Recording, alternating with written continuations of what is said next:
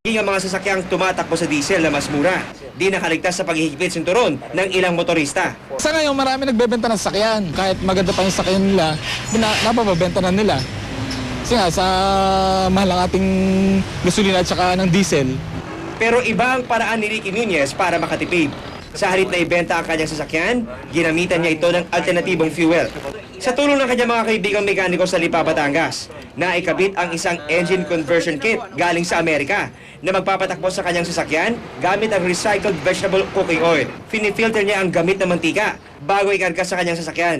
May konting modifications lang, yung pagdaloy ng mainit na tubig para mapainit yung mantika at para magamit siya bilang fuel dun sa diesel engine.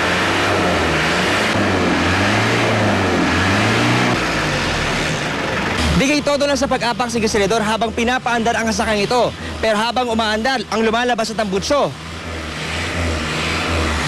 amoy usok ng piniritong manok. Sa tansya niya, kayang tumakbo ng 6 hanggang 8 kilometro sa kada litro ng vegetable oil. At kung 50 pesos kada litro ang diesel, 18.50 lang kada litro ang bili niya sa mantika. Minsan, libre pa. Ako'y pumayag na gamitin yung vehicle ko bilang test vehicle.